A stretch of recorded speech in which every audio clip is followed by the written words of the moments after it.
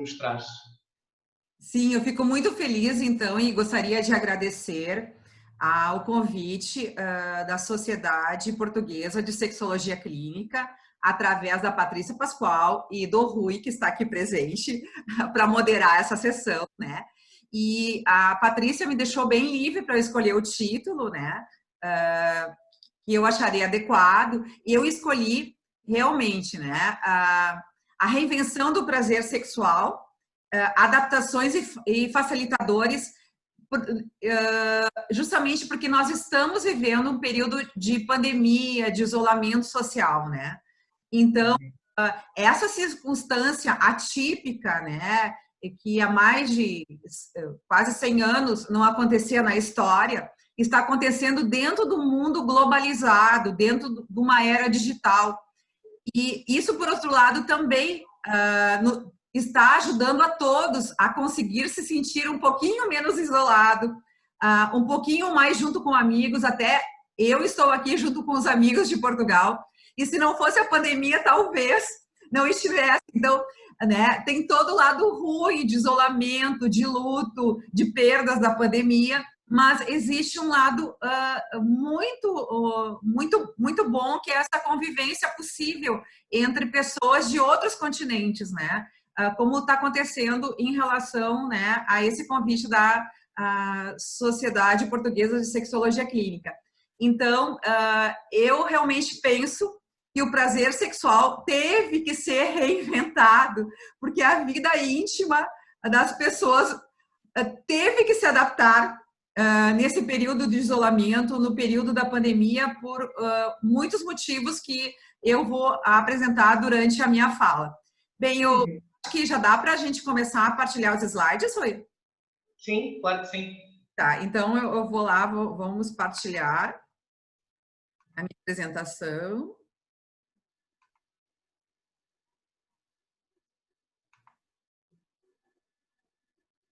Rui, me avisa quando estiver já aparecendo. Já surge aqui, falta só pôr mesmo em modo de apresentação. Ainda não está em modo apresentação, então vamos botar. Ah, deu? Já está. Então, queridos, para você já é noitezinha, né? Início da noite em Portugal. Então, sejam todos bem-vindos a participar conosco.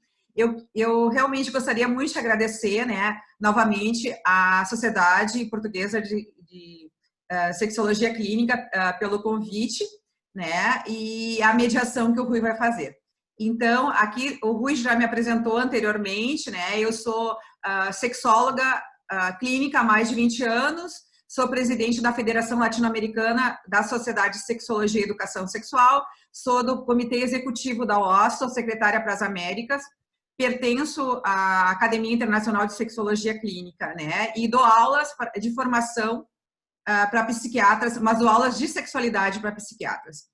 Queridos, na verdade, né, o que acontece durante o isolamento, né, provocado em função da pandemia, nós tivemos que nos adaptar, né, a uma ausência de vida social presencial. E isso tudo é muito antinatural para a gente que é humano. Na verdade, né, todos os contatos, casamento, festa, formatura e na escola para os adolescentes, e na universidade para os adolescentes em transição para a fase jovem, adulta, tudo foi abolido, né? Isso causou muito sofrimento, muito luto, né? Porque nós somos seres sociais, seres acostumados ao contato social, também acostumados a abraçar e a beijar amigos, familiares, né? E tudo isso,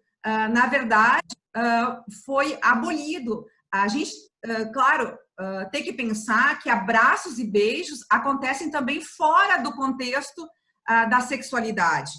E são muito importantes, por exemplo, o povo latino é muito importante essa questão de abraçar e beijar, né? Mas como o ser humano é adaptativo, nós inventamos até o abraço de plástico, né? Como está a foto aqui mostrando. Mas tudo isso, na verdade, foi um somatório que forçou a adaptação de todos nós durante esse período, né? Pessoas casadas, com namorados, com vínculos afetivos e também pessoas solteiras. Então, se nós pensarmos nas situações dos casais, nós temos que começar a nos questionar na pandemia, nas 24 horas do dia e na parte que estamos acordados, né? Por exemplo, os casais que têm filhos, para a mulher, né? Quanto por cento do tempo ela exerce o papel de mãe, né? Inclusive de mãe, não só cuidando da higiene dos filhos, da alimentação, mas também nas atividades escolares, ajudando nas atividades escolares. Quanto por cento ela, às vezes, isolada em home office, está em casa exercendo o papel profissional, e quanto do papel sobrou para a questão do papel erótico? Quanto do tempo sobrou para a questão do papel erótico? Tudo isso envolve muito, na verdade, um gasto de tempo e de energia, né? Então, no Brasil, esse estudo foi publicado ano passado, em abril do ano passado, que mesmo as mulheres tendo mais tempo de educação formal que os homens, elas trabalham o dobro de número de horas. É uma pesquisa de nível nacional, feita no Brasil, né? Então, as mulheres, em média, gastavam, ano passado, fora da pandemia, 21,3 horas, e os homens 10,9 horas, né? Incluindo os cuidados com a casa e com os miúdos, os filhos em casa. E tudo isso, na verdade, requer um malabarismo, né? Uma alta flexibilidade da mulher. Então, na verdade, né, todo mundo que lida com casais no consultório, os sexólogos, né, nós temos que, em vez de usar o verbo ajudar, usar o verbo dividir em relação às tarefas domésticas e o cuidado com os filhos, né? Eu publiquei em 2007, né, há mais de 10 anos atrás, essa questão de investir na negociação da divisão das tarefas domésticas com o homem.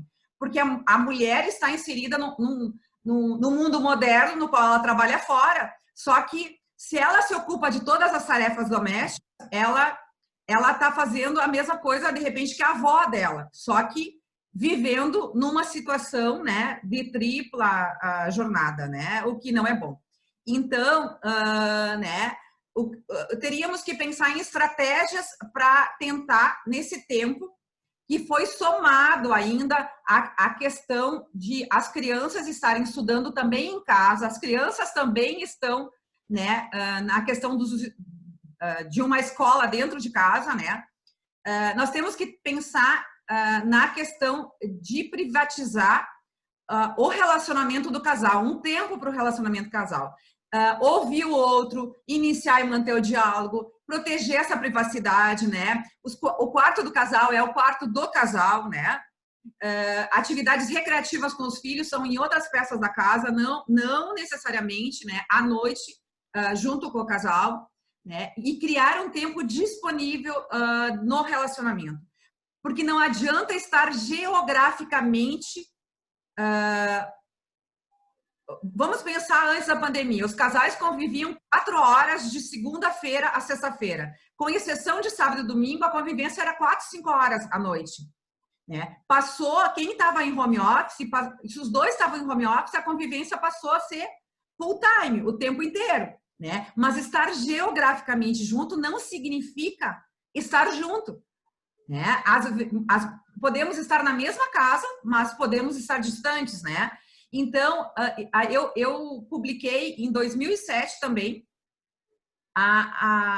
um texto sobre criar ilhas de ócio, ilhas de tempo livre, de isolamento, de bolhas de isolamento para o casal, para que o casal possa se divertir, ter uma atividade lúdica, como também ter uma atividade erótica. E isso na pandemia é muito mais do que necessário, muito mais do que necessário. Então, né, pensando na situação específica, né, desse período de 2020, que inclui o isolamento, nós temos que pensar que nós tivemos que nos adaptar a fazer coisas lúdicas e que possam criar um clima erótico em casa, e criar novidades, como massagens que liberam ocitocina, banho juntos, né, dançar em casa.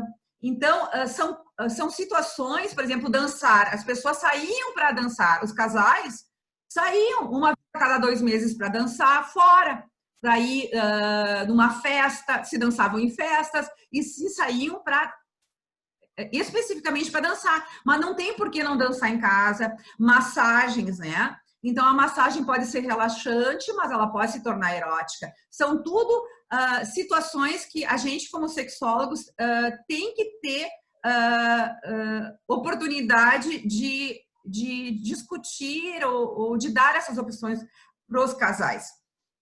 Uma outra situação que nós temos que nos questionar, né, já que estamos muito tempo em casa, é porque já era antes da pandemia por que a pior roupa é para ficar em casa? Por que a melhor roupa é para ir trabalhar, é para ir na formatura, é para ir no casamento? Então, agora, com essa questão do home office, o tempo inteiro dentro de casa, se a pessoa fica sempre o tempo inteiro, né, com a pior roupa e descuidada da aparência, é claro que tu entende, além das outras situações que podem diminuir o desejo sexual, que podem diminuir a libido, uma aparência descuidada, né, sempre mal vestido em casa, durante dias e dias durante a pandemia, isso é um outro fator que vai impactar negativamente na situação do desejo sexual. Então, mas por que isso? É porque o terreno foi conquistado, está dominado, então eu já casei com ele, eu já casei com ela já colocou no seu nome o meu sobrenome, né? Então, realmente, eu tive casais que investiram em comprar outros pijamas e em comprar roupas confortáveis para ficar em casa, mas para se cuidando na situação de aparência, né? Então, tudo nós temos que conversar com os sexólogos, porque o homem, principalmente, é muito visual, né? E nós temos motivos para diminuir a libido, como o medo de morrer, o medo de que milhares fiquem doentes. Tudo isso ajuda a diminuir a libido, né? Mas o descuido na aparência física, né? E a maioria das pessoas deram uma engordadinha na pandemia, né? Comeram um pouquinho demais, porque como existia uma ausência do prazer, se compensaram na comida. Então, também temos que conversar com eles sobre isso, né?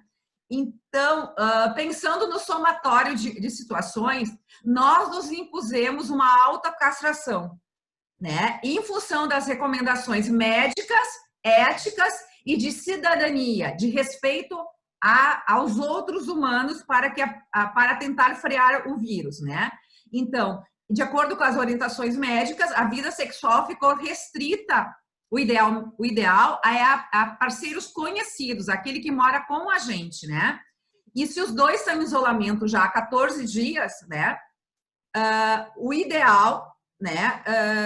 Se eles estão em isolamento há 14 dias, embora alguém ainda possa ser assintomático, quer dizer, se os dois estão em isolamento numa cidade há 14 dias, é diferente de estar em isolamento num sítio. Porque se for num sítio, a vida sexual pode ser totalmente livre, né? Porque se no sítio tem todo tipo, já tem alimentação, se a pessoa vive num sítio, numa fazenda, e os dois estão isolados lá, passando a pandemia lá, a sexualidade pode ser livre. Mas que para quem mora em centro urbano, que vai no supermercado comprar alimento, né? Então, a gente se aconselha o quê? Evitar os lugares onde o vírus está, que é na saliva, a região anal, também temos que ter cuidado e usar camisinha para brincadeiras na região anal, né?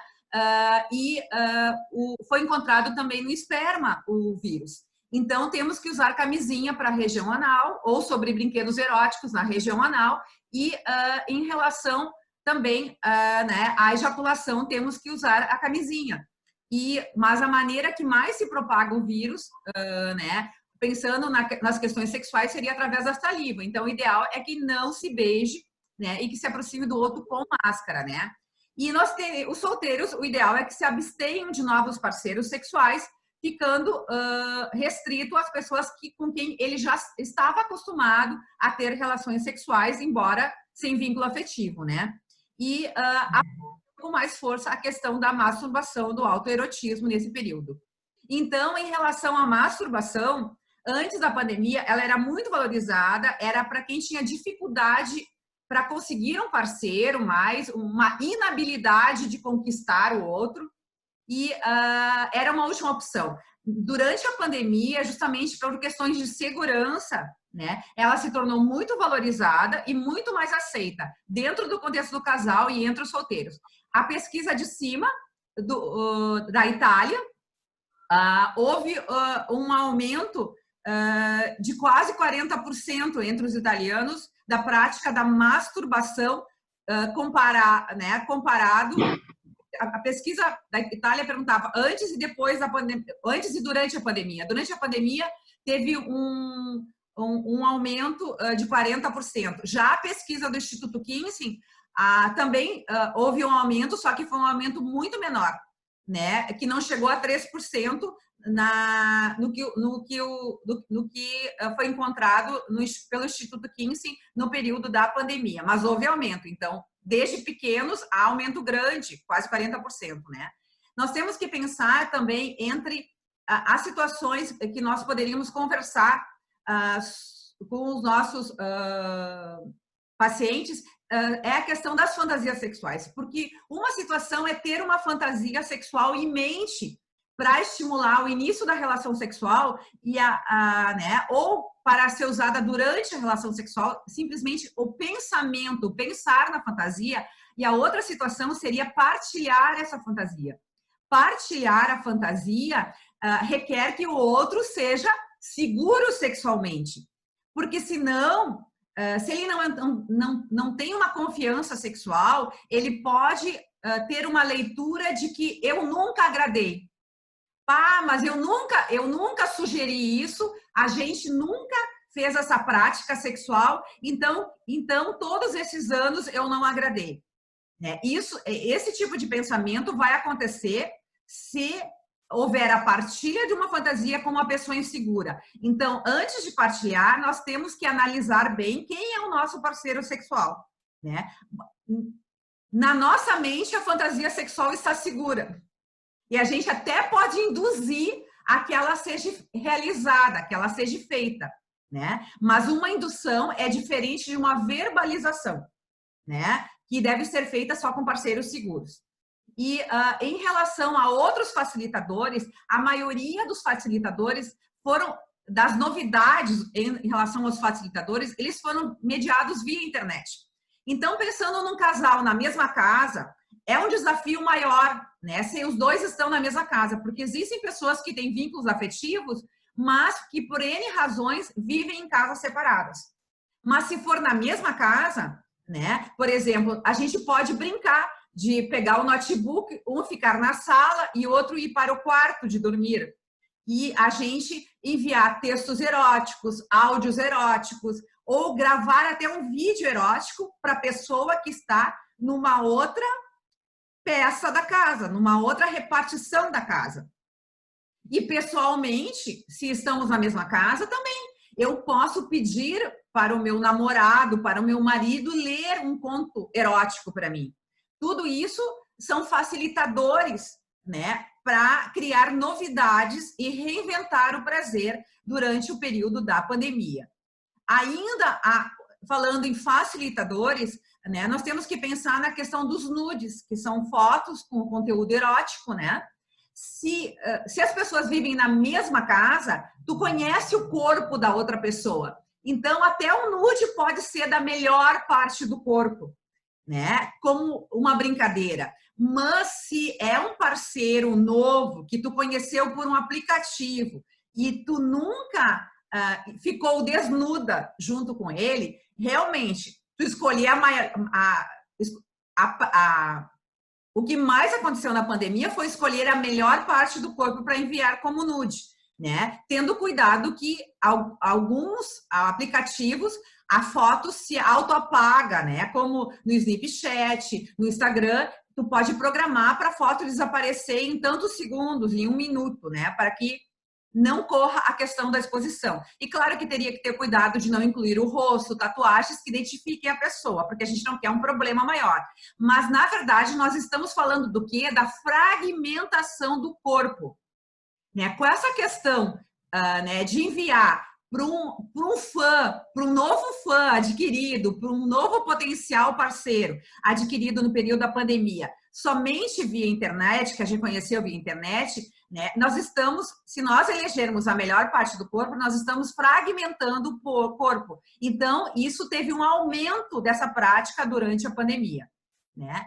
Aqui são vários, né? Todo mundo conhece vários aplicativos para o mundo gay, para o mundo heterossexual, tem também aplicativos para o mundo trans, de pessoas trans, né?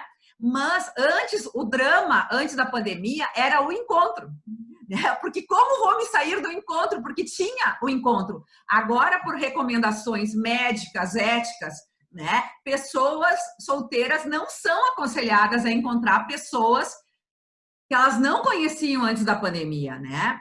Então, na verdade, acabou o problema com o corpo, porque para eu enviar um texto erótico e para eu enviar uma nude, basta ter desejo, né? Não, eu não vou ter que enfrentar realmente aquela situação.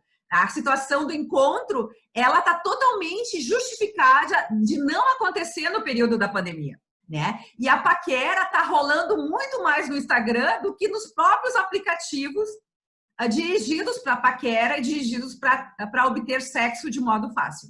Também temos que pensar na questão do sexo virtual, que antes ele era praticado de modo ocasional, né? E aumentou essa prática durante a pandemia, né? E tem antropólogos falando que isso que está acontecendo agora é uma desmaterialização, que antes o sexo era algo da área real, e ele foi levado para o mundo virtual.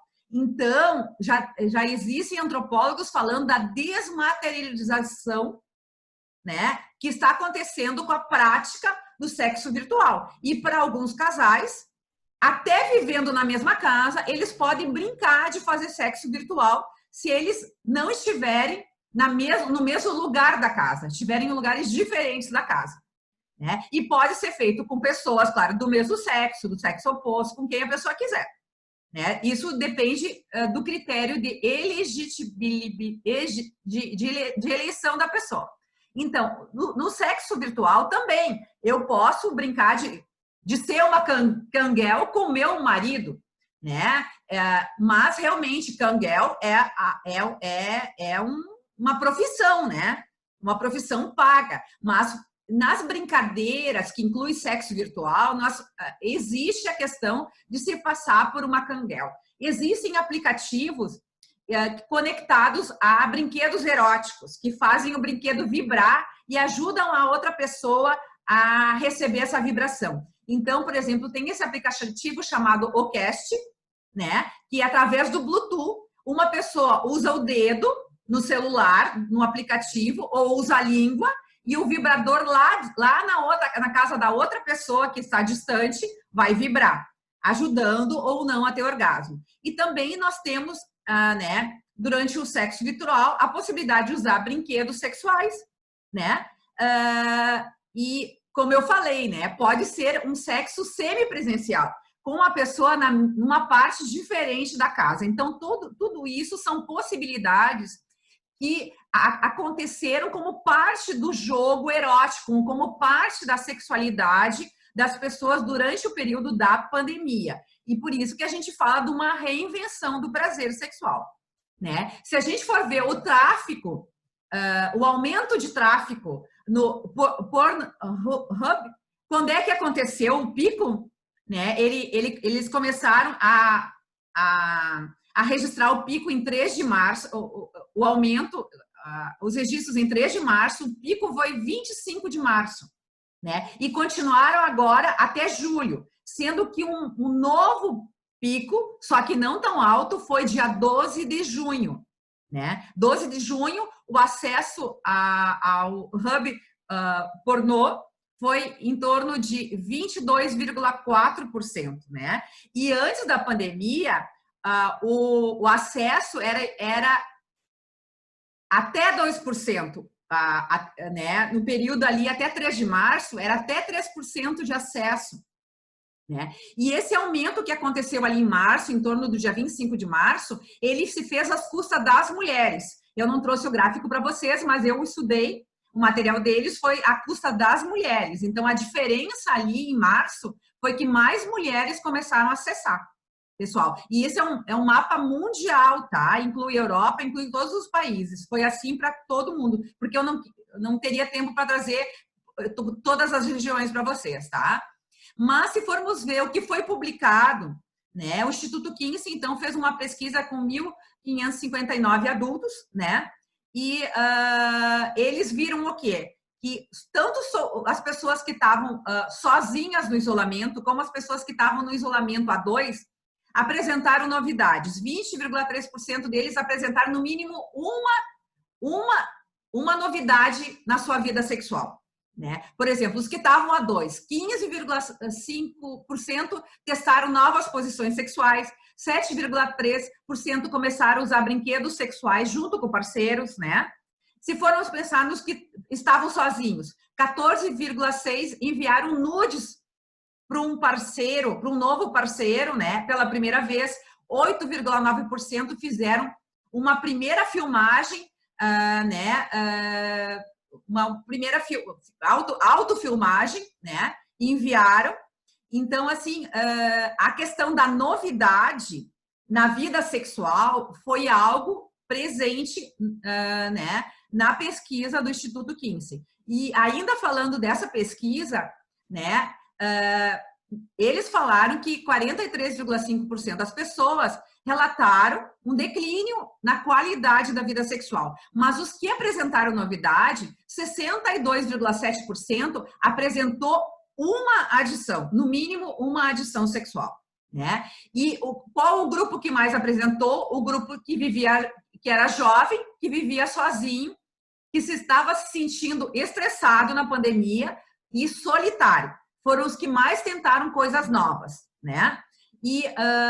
Mas eles chegaram à conclusão, os pesquisadores do Instituto Kinsey, que os participantes que fizeram novas adições tiveram 3 vezes mais probabilidade de relatar melhorias na vida sexual durante esse período. O que é muito bom, né? Já que eles tentaram e se arriscaram a fazer algo novo, pelo menos a consequência foi a melhoria da vida sexual, né? Porque é muito ruim se arriscar e ter um resultado negativo, né? Então, se a gente for ver essa pesquisa aqui da Itália, né?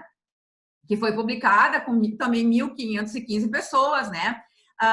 Apresentou um aumento de quase 40% na questão do desejo sexual em pessoas que não pegaram Covid, né? Que não tiveram a doença, a Covid, né? Mas também apresentaram um grupo grande de 53,53% que reclamaram sobre o item satisfação sexual, que diziam que estavam sem satisfação sexual, né? Porque uma coisa é ter desejo. Desejo é isso. Tem desejo, tu pode enviar um nude, tu pode enviar um texto erótico, né?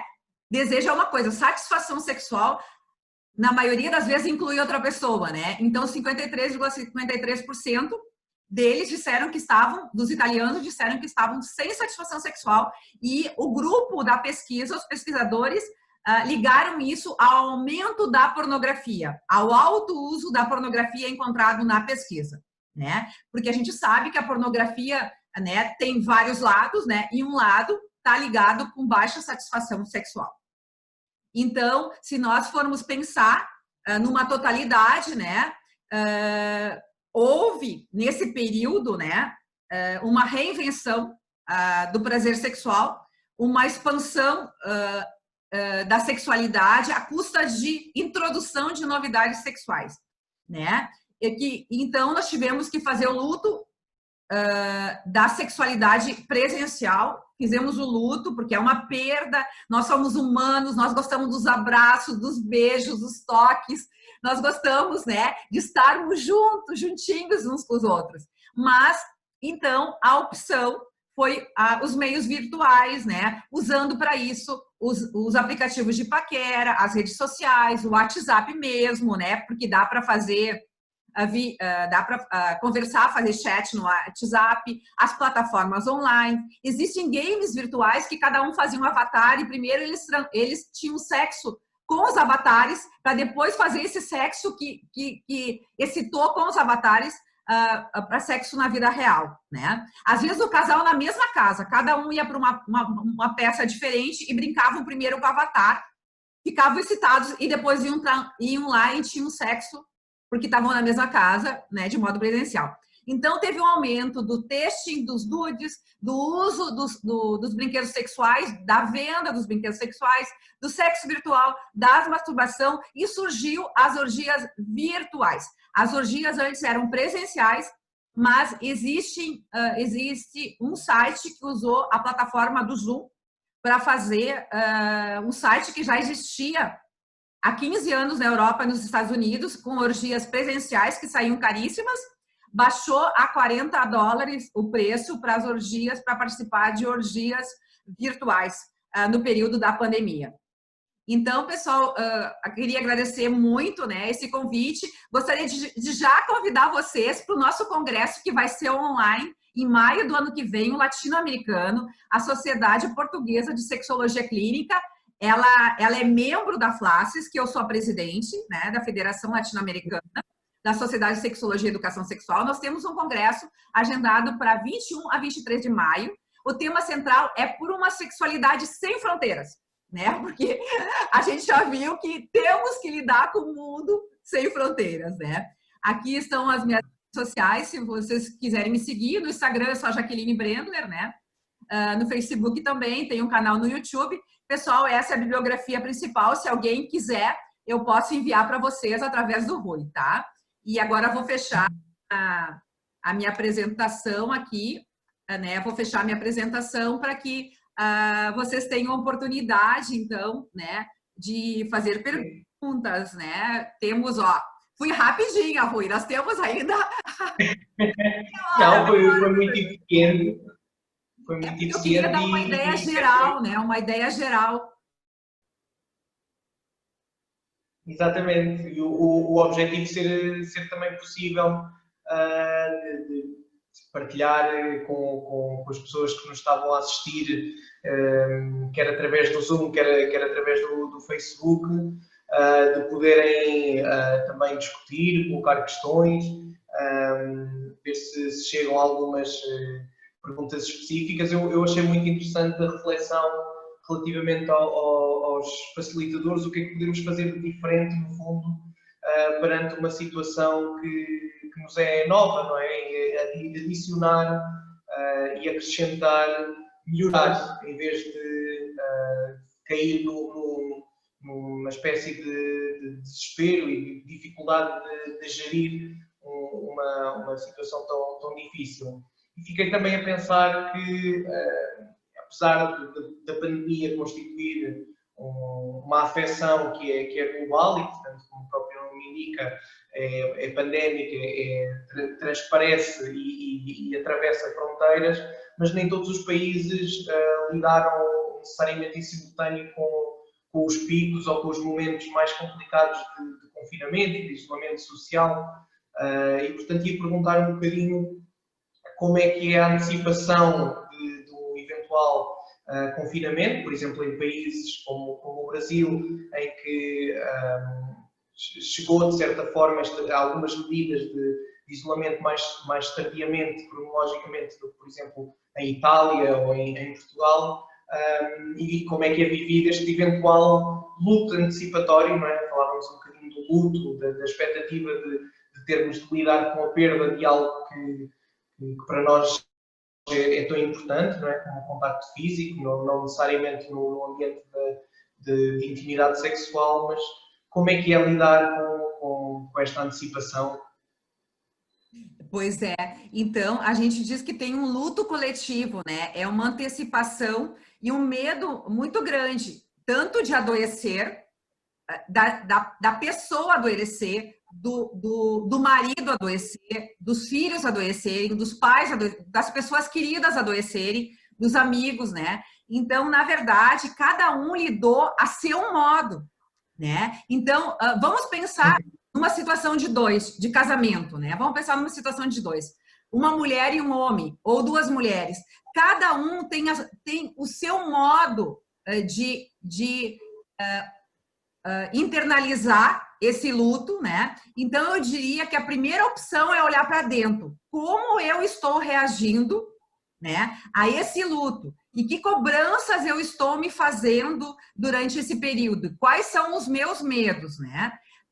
Porque, senão, muita coisa pode ser projetada no outro, né? No parceiro. E seria importante que existisse um diálogo sobre os medos, né? Se tem uma situação de casal, que o casal conseguisse falar sobre os medos. Quais os medos que nós temos em relação ao vírus, a ficar doente. Então, eu acho que a primeira parte, né, seríamos pensar que cada pessoa é um indivíduo e reage diferente, né? E, claro, o Brasil começou o isolamento dia 18 de março, né? Dia 18 de março, e agora está voltando a uma situação mais tranquila, mas ficou até 2 semanas atrás, ficou por uns 2 a 3 meses, tudo parado, o comércio totalmente fechado, ficou por 2 meses. A situação do comércio voltou a abrir agora há 2 semanas. Então, nós temos que também nessa questão individual, para que se converse entre o casal, para que não haja cobranças. Por exemplo, em relação ao apetite sexual, um dos parceiros pode estar muito fogoso, com muito apetite sexual, né, e sofrendo menos com o luto. Então, é normal que ele tenha mais apetite sexual. Mas se a outra pessoa, né, está sofrendo um luto de uma maneira mais severa, mais grave, é normal que ela não tenha tanto apetite sexual. Então, nós vamos ter que chegar a um equilíbrio, a um meio termo e a conversar, a dialogar sobre isso, né? Porque sempre, a primeira coisa é olhar para dentro, depois é pensar a 2. A maioria dos casais são de 2, não são de 3 nem de 4, né?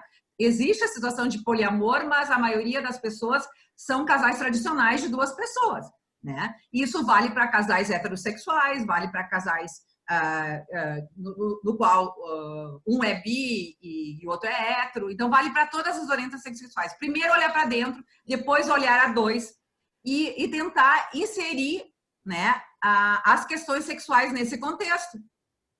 Que não, né, pensar que nós temos estratégias como sexólogos para tentar ajudar esses casais, porque nós não podemos incentivar a pessoa a aprofundar esse luto, né? A tentar não sair do luto, porque existe vida, né? Existe vida a ser vivida. Nós não podemos deixar de viver aqui no Brasil. Nós vamos para 5 meses de isolamento, 5 meses. Então, a vida não pode parar por 5 meses. Nem a vida profissional, nem a vida conjugal, nem a vida sexual, né? Nós temos que incentivar o pessoal a sair do luto, a viver a vida, né? A ter vida durante esses 5 meses que, por exemplo, no Brasil estamos passando pelo isolamento. Sim. Não sei se existe assim alguma questão que tenham a fazer relativamente à sessão, à apresentação. Estou atento aqui, quer ao Zoom, quer ao Facebook em direto.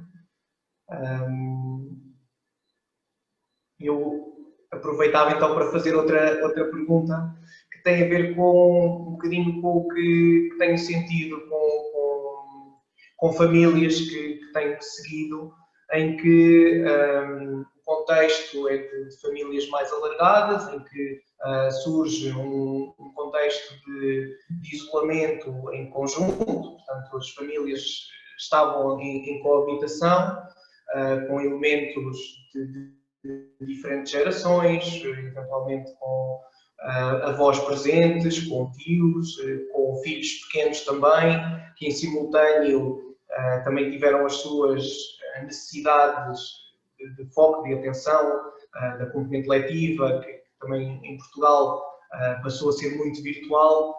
E no fundo a minha pergunta / reflexão tem muito a ver com o encontrar tempo para o olhar para dentro, o tempo para olhar para o funcionamento do casal, num ambiente em que o sistema está constantemente a exigir, não é? E em funcionamento, e em que o mundo exterior parece que parou, mas o microsistema parece que está mais ativo do que nunca e mais próximo do que nunca.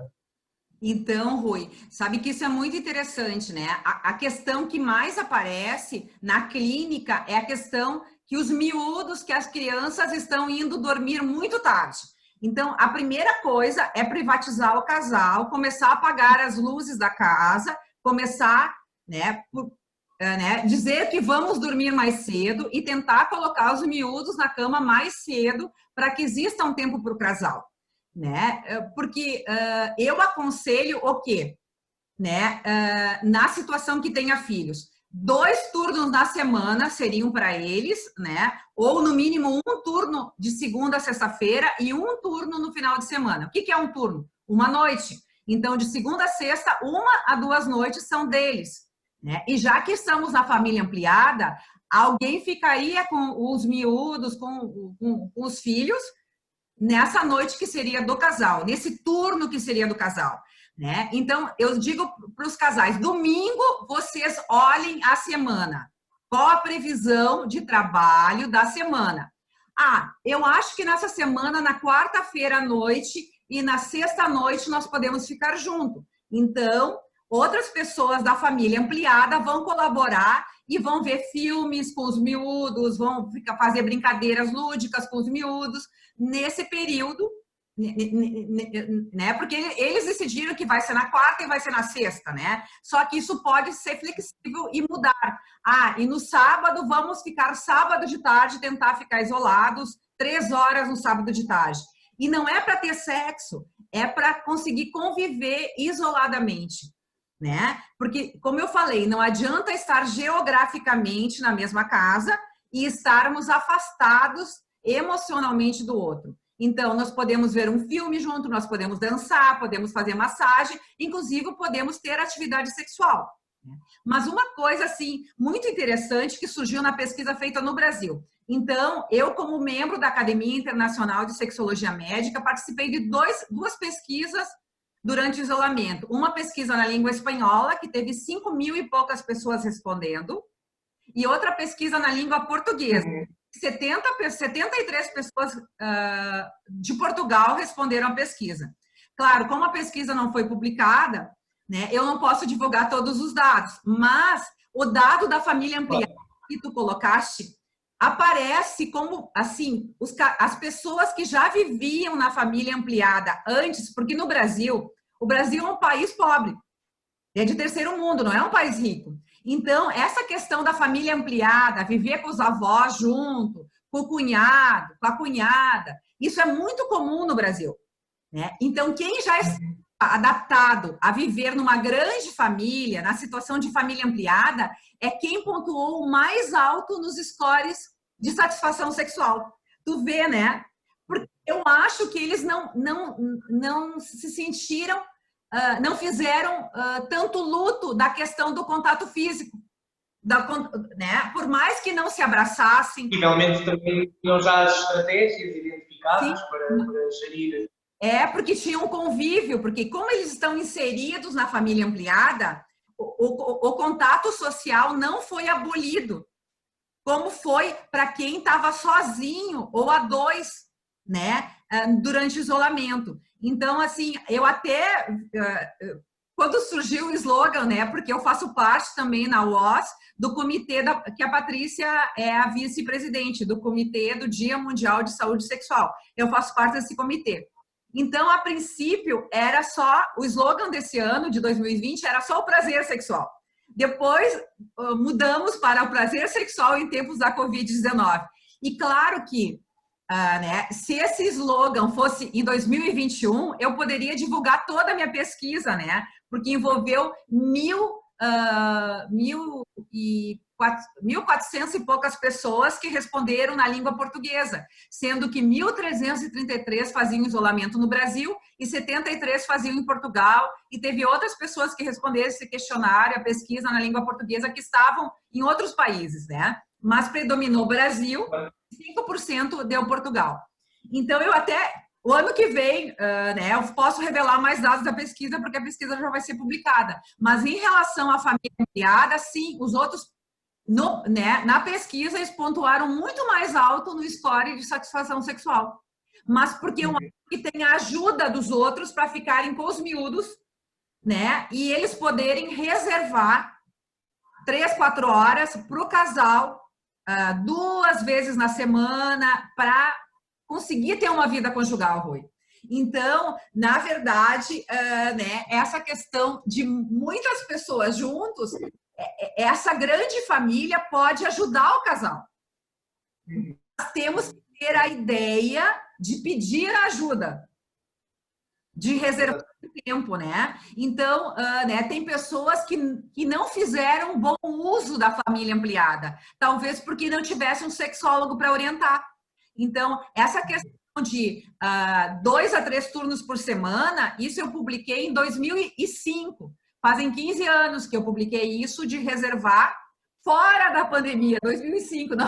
Não se pensava, né? Mas isso é muito válido, principalmente se tu tá numa família ampliada e tu pode contar com a ajuda do vô, da avó, de um irmão para ficar com os miúdos. Exatamente, parece-me muito rico nós conseguirmos pensar em questões que potencialmente até poderiam ser negativas, não é? E com o apoio também aqui de um profissional conseguirmos ver que aspectos positivos é que conseguimos retirar e tornar algo potencialmente negativo no benefício, no fundo. Sim, né? Então, aparentemente é negativo ter muita gente junto, porque a sexualidade requer privacidade. Mas todo mundo entende que um casal precisa de momentos a sós, de momentos de privacidade. Então, a família, porque gosta da pessoa, porque quer o bem-estar do casal, pode ser um aliado na situação da pandemia, né? E não vir a ser um problema. O que aparentemente é um problema pode ser uma solução, né? Eu fico pensando assim que mais complicado foi para quem está morando numa cidade que não tem nenhum parente, porque aqui todas as creches, as escolinhas de criança fecharam. Então, também as pessoas estão fazendo a limpeza. Eu sei que na Europa é muito comum a pessoa limpar a sua casa, só que no Brasil a gente tem faxineiras, empregadas domésticas, pessoas que tu contrata para fazer o serviço de limpeza da tua casa. E é muito comum ter babá, tem uma babysitter, só que tudo isso acabou na pandemia. Então, o maior sofrimento, a maior dificuldade é quando tu está numa nova cidade morando, né? Tem pessoas que se mudaram para minha cidade em dezembro. Se mudaram há 6 anos atrás para minha cidade e não conhecem ninguém na cidade, a não ser os colegas de trabalho. Passaram num concurso, vieram trabalhar em Porto Alegre e os únicos amigos são as pessoas do trabalho.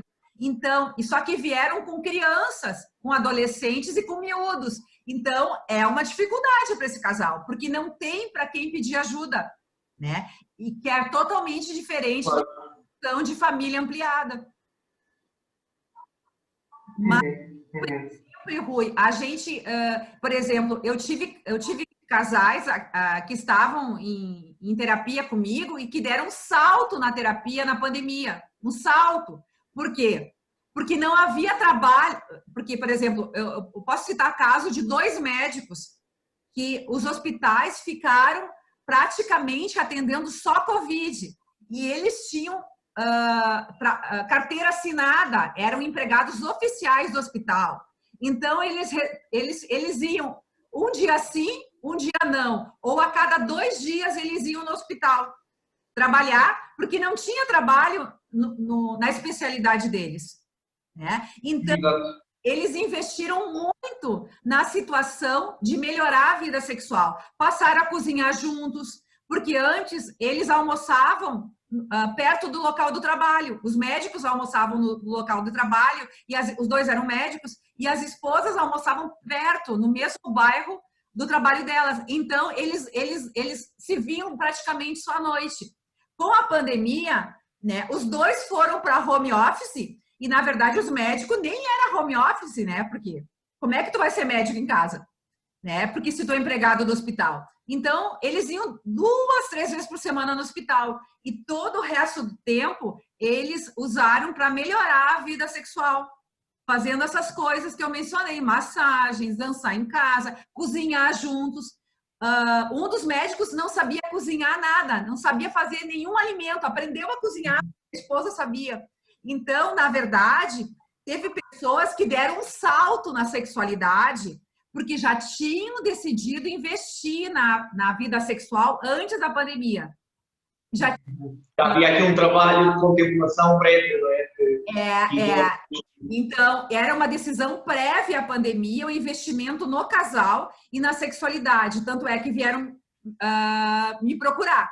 E já tinham esses 2 médicos que eu estou falando, que trabalharam muito pouco, então tiveram muito tempo em casa para investir nas questões sexuais.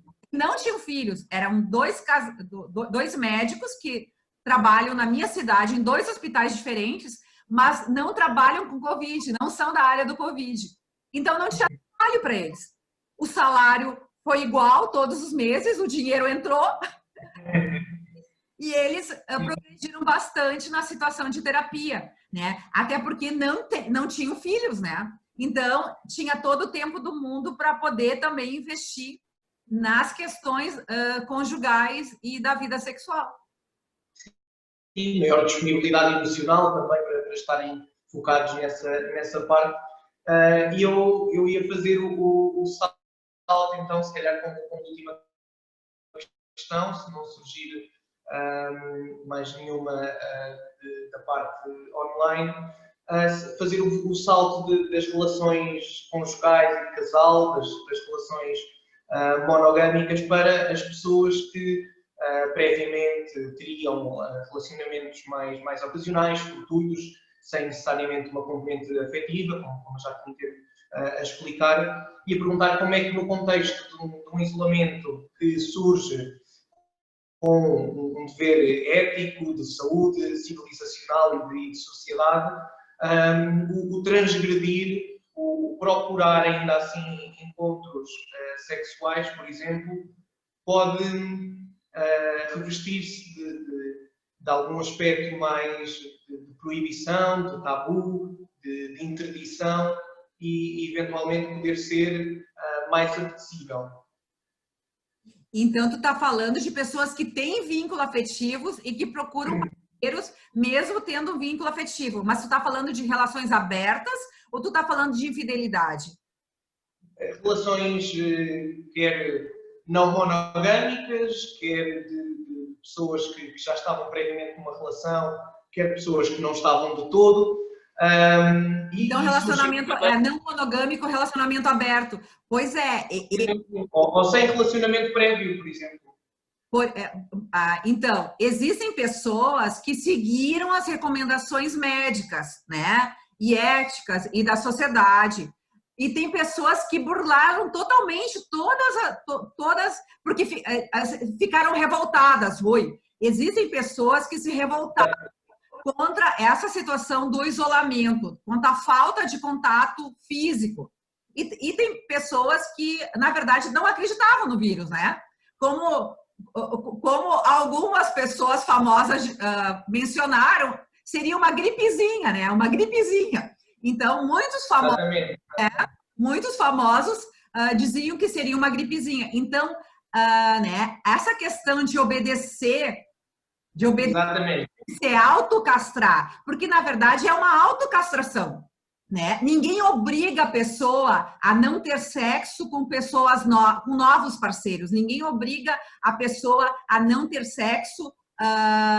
Não é uma obrigação, não é uma lei não ter sexo com parceiros desconhecidos.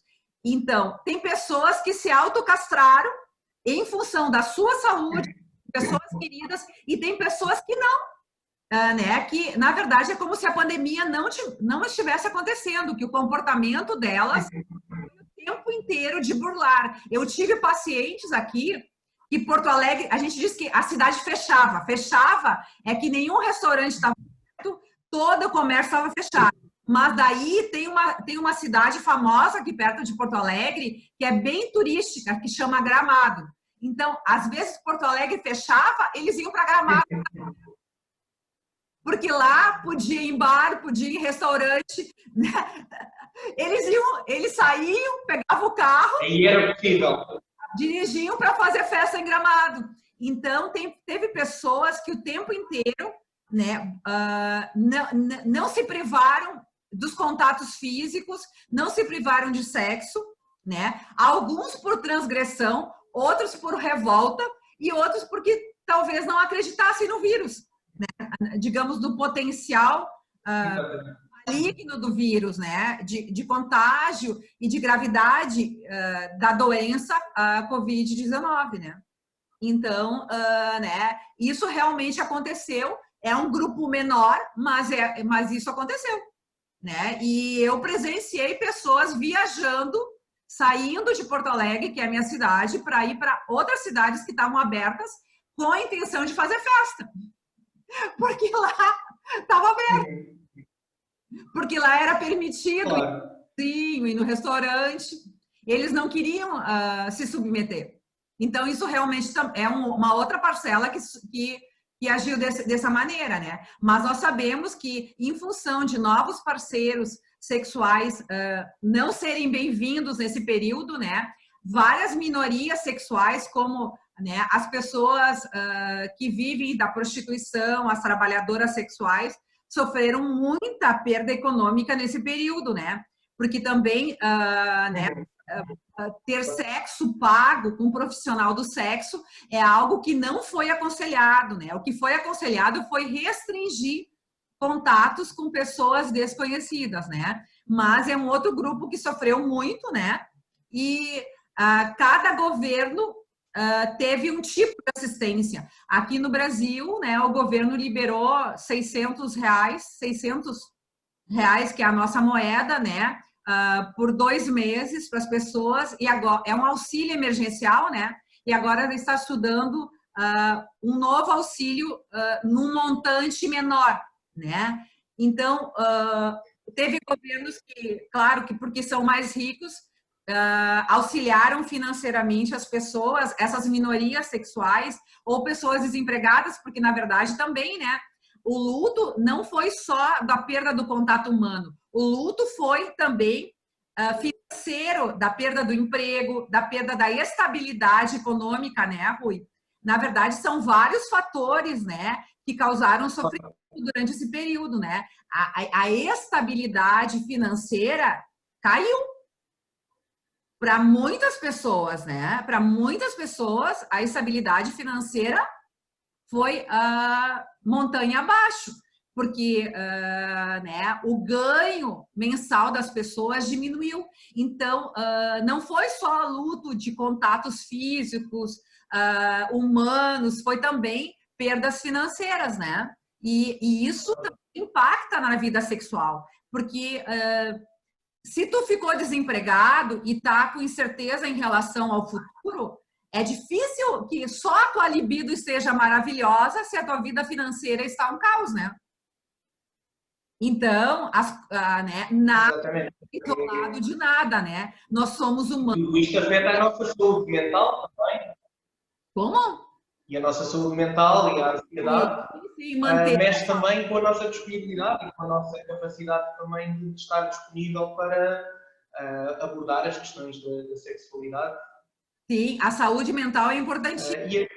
É a primeira situação que precisa estar razoavelmente em equilíbrio é a saúde mental, é a saúde emocional.